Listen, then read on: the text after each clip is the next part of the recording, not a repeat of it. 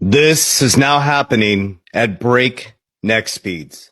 And there will be a moment where the largest asset managers in the world, where you're going to remember them telling you to run as fast as you can from cryptocurrency, that are going to be asking you to allocate 2 to 5% in your portfolio.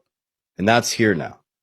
BlackRock, Larry Fink, who told you to choose for money laundering, flipped the script in 2023 and told you it's a flight to quality, is now the #2 holder in Bitcoin in the world and is the largest asset manager in the world.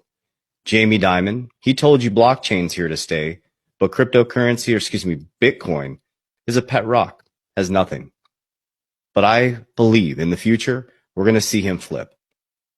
And quietly, behind the scenes, as people panic, they give up on crypto, they lose their patience, they lose their discipline, their persistence, and they're emotionally charged.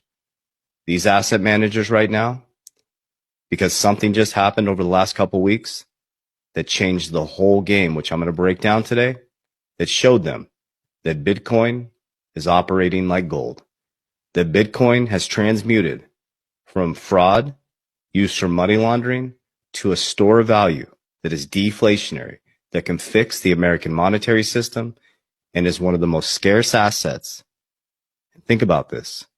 This is going to be written in history books. And the public can actually buy a piece of the new monetary system. I believe Bitcoin and XRP will be #1 and #2.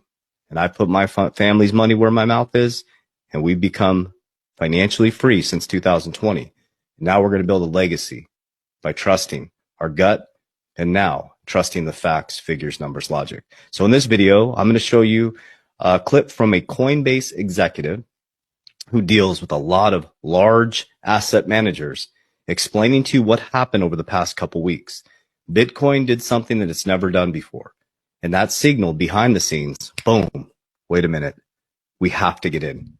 So whether you believe it or not, your banks that told you cryptocurrency a fraud, the biggest asset managers in the world, are feverishly trying to accumulate Bitcoin. I assume they're accumulating XRP. I assume they're accumulating things like Solana, Ethereum, ADA. Trump mentioned those for a reason. You know that, right? Michael Saylor was at the White House for a reason. You understand that, right? Brad Garlinghouse, Stuart Aldrey, hanging out with Trump at the White House. Guys, this is all planned out. Trump told us we're going to be on an even playing field monetarily 7 years ago, before we know it. He also talked 9 years ago about coming back on a gold standard. And remember what Jerome Powell said to you? He said he's worried about the middle class coming back to a new economy leveraged towards technology. It's here.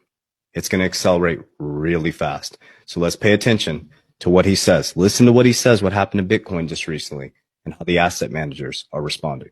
The asset management side of the house. So we can definitely get into that. We were supposed to record in San Francisco when I was there a few weeks ago, but I think this is way better timing, just given everything that's happening in the market. Like, we didn't have the decoupling Listen to this earlier this month. Yeah, we like to say in markets, the time isn't linear. And what has happened in the last couple weeks, it's like a year or even 5 years in terms of how investors may come to think of Bitcoin and digital assets, right? Well, what's the old expression, right? There are... Okay, I want to help people understand what he's saying here. Over the last couple of weeks, what happened with Bitcoin and the markets decoupling from the markets gave a huge signal to the asset managers. Holy shit. Now they see why BlackRock went all in on Bitcoin. Now they see why Michael Saylor's all in on Bitcoin. Now